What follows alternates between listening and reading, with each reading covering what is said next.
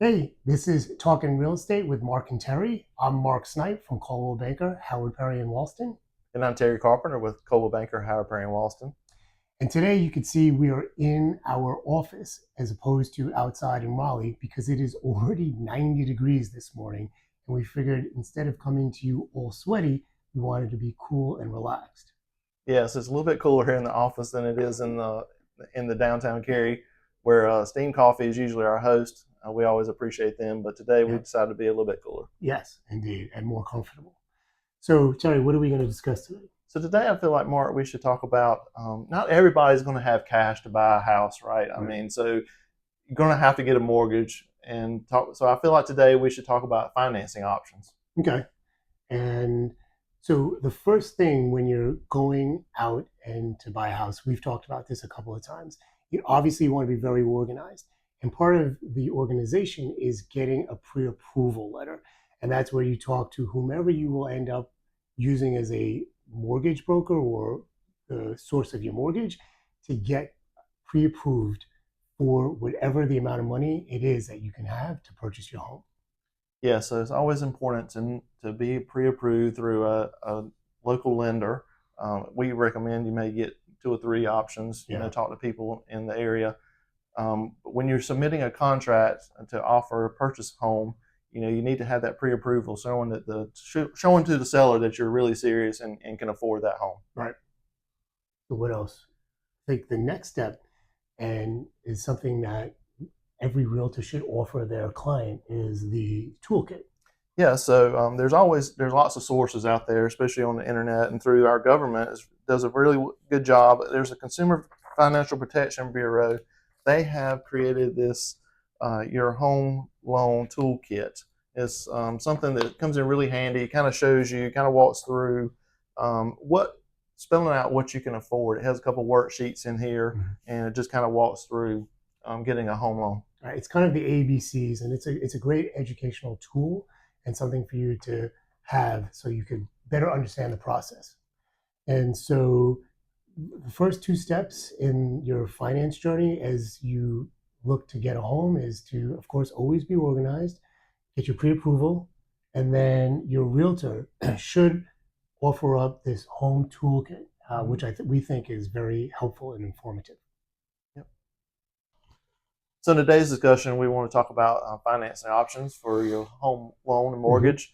I'll let you start, Mark. What are some of the options that people have? So there are several options. You could have a conventional mortgage. You could have a fixed, an ARM, which is an adjustable rate mortgage. You could have an FHA loan. You could have a VA loan. So Terry, there are a lot of different options, and some of them are unique. So, for example, a veterans or a VA loan. Obviously, you have to be a veteran or a related spouse or something along those lines. But there are several different options that you could choose from when you are looking for a mortgage.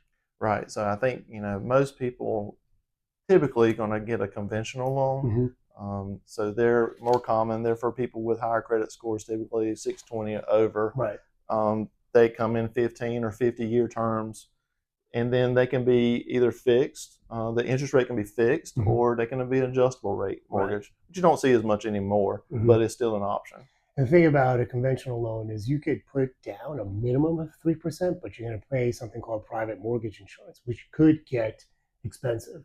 And so that's why you see most people encouraged to get or to put 20% down because that reduces the cost up front for that loan. Right. Yeah. If you can afford to put 20% down on the sale price of a home, then you can avoid paying private mortgage insurance Or up the PMI. front. Right. Yeah, a lot of people refer to it as PMI. There are a lot of acronyms, yes, and short abbreviations that everybody uses. So again, educate yourself.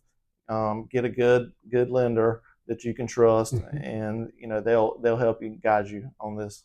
Right, on your journey. So Terry mentioned fixed. So there's two types of, well, there's more than two types, but you have fixed and what is called an adjustable rate mortgage. Those are two popular options.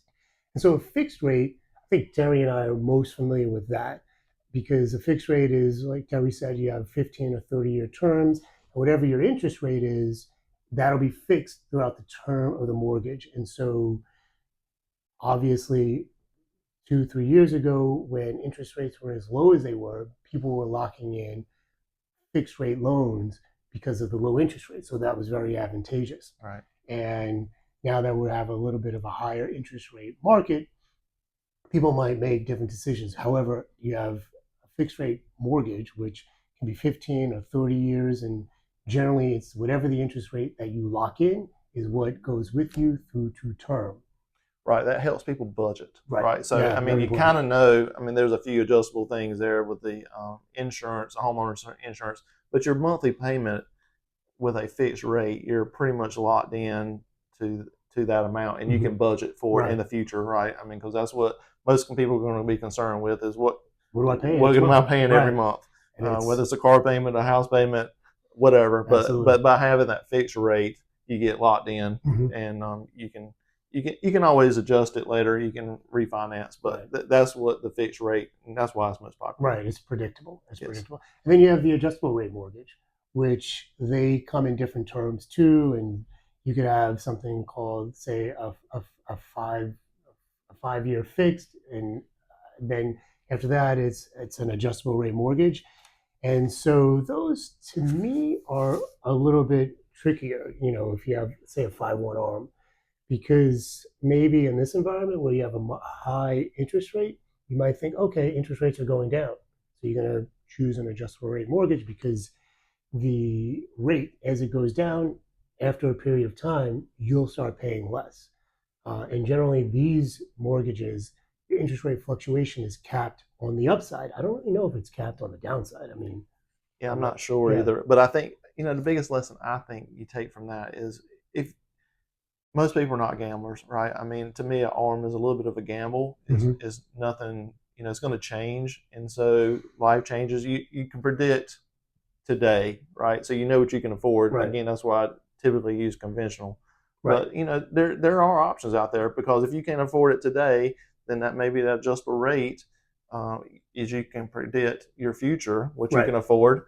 Then maybe 5 years down the road, you say, "Well, I'll be in a different position financially." right, Then that may be a fit for you. hmm Again, conversations that you would have right.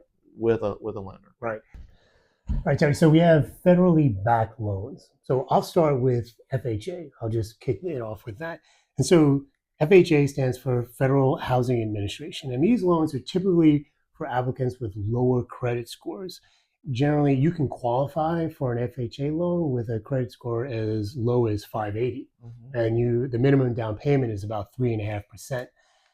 And this is a good loan for those clients who don't have as many assets or as much cash in the bank. And it's really to help people a little bit further down on the financial totem pole to be helped so they could Right. achieve a home ownership.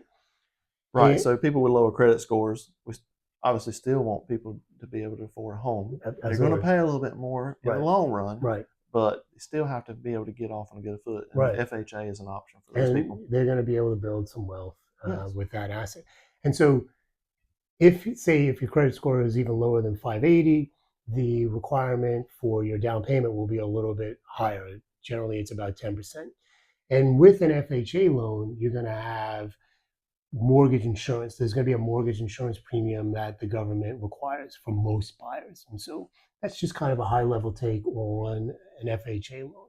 And then we have a couple of different other types too, right? Yeah, so another federally insured loan is a Veterans Administration Mm. loan, which is for military veterans and their spouses. Right.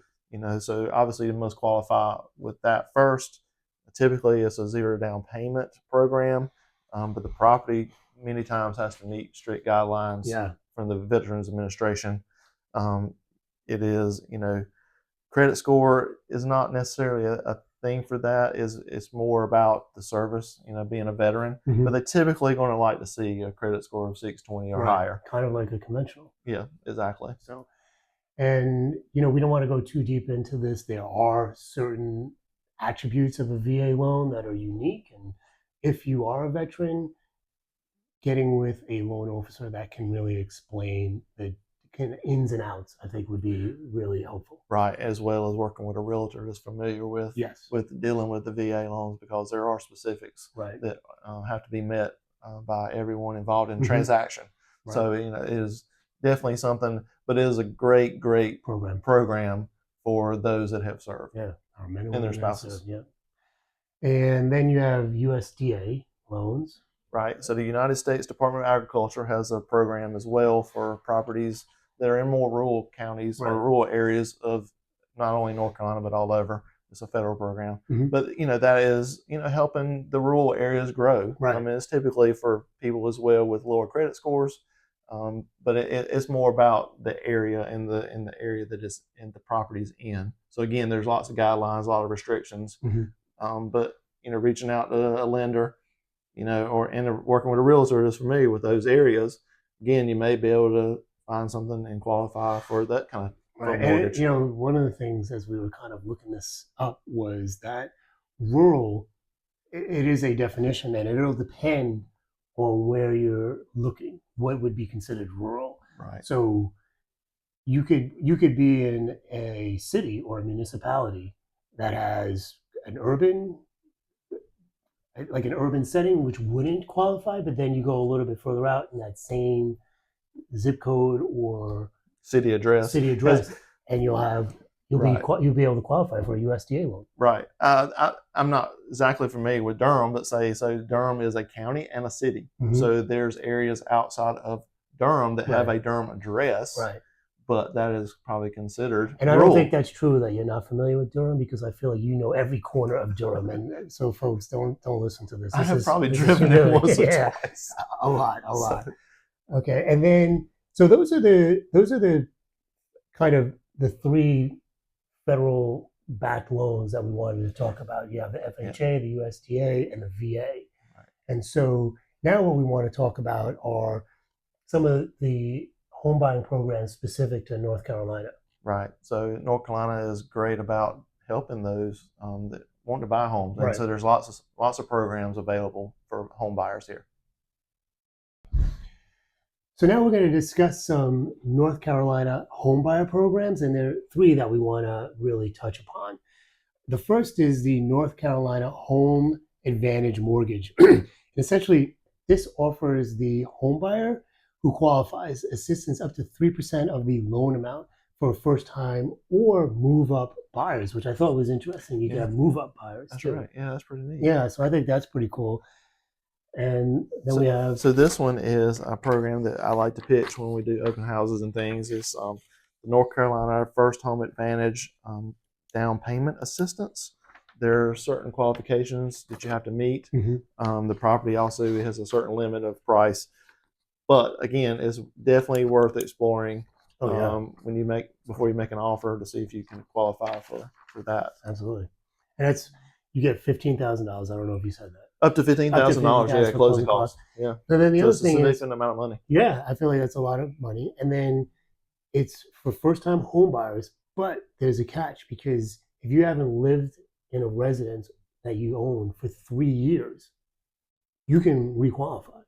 So if you have that gap, you could still qualify as a first-time home buyer, which I thought was something. It's like one of those little tidbits that's good to know. Yeah, I mean, people, maybe were married before and then rented for a period of time, Right. and then it kind of resets. So Right. it's that 3 year period that if you haven't owned a home in the last 3 years, that it resets, and you may qualify for that program. That's excellent. Yeah. Excellent. That's a lot of money Yeah. towards closing costs. Because at another time we'll talk about how much money it does cost at closing and to get to the closing table. Yeah, that's a topic that we want to discuss are the other costs that we should consider when looking at a home. Right. And it would be awesome if you can get the government to cover that cost for you. Exactly. So talk about the third program that's available there, which is the North Carolina Home Advantage Tax Credit. And this can help homebuyers save up to $2,000 in federal taxes each year, which I feel like that's a lot. It might not sound like a lot, but I mean, think about what you can do with $2,000. It's free money. Yeah. Take it, right? So, I mean, you're going to take as much of the take advantage of as many things as you can. Yeah. And North Carolina, again, is great about offering state-specific programs to help people on all levels. And the one thing to keep in mind about this program is you have to apply and you have to be approved for the credit. So that's something that you, when you're working with your realtor and your loan officer, to keep in mind and keep informed of. Now, sorry, there was one other thing. They have community home buying programs, and that's where North Carolina works with, or the North Carolina Housing Department works with local nonprofits, local nonprofits and government agencies to offer down payment assistance through its home buying, its community home buying programs.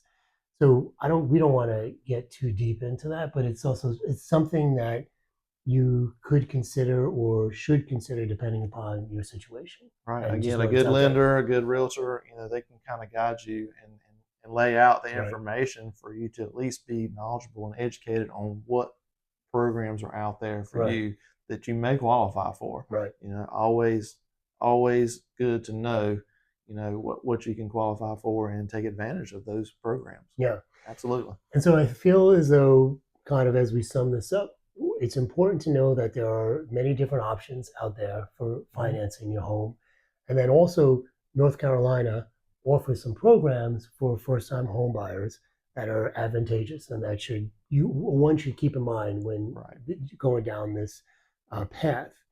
And of course, as we always say, you kind of want to be organized. You want to have all your documents in order. That pre-approval is tantamount. It just makes everything easier because it tells you how much you can afford, and it's a piece of paper that really legitimizes you. Right. It gives you that, as we talked about before, knowing what you can afford, you can shop for, X amount of dollars, keeping in mind what your monthly payment is and those kind of things, right? So you know that you can't go buy $1 million house, or maybe you can buy $1.5 million. Maybe you surprise yourself and you can afford more than you think. That's a nice surprise. Yeah, that'd be nice. nice. So those are the kind of things, obviously, that you need to work on. Not everybody has cash to buy, so you want to be able to be knowledgeable about your financing options. And so I feel like that sums it up. It does, yeah. So again, I hope you enjoyed the video. Yeah. We just kind of covered the basics. We just want to give you an overview, but do know that there are options out there for everyone. Right. I mean, it is important for everyone to be able to afford a house, to afford property, and there's government assistance available, right? And there's loans that will fit for your needs. Right, exactly. Well said. So this is Talking Real Estate with Mark and Terry. I'm Mark Snipe from Coldwell Banker, Howard Perry and Walston. And I'm Terry Carpenter from Coldwell Banker, Howard Perry and Walston. We'll see you next time. All right, thanks for watching.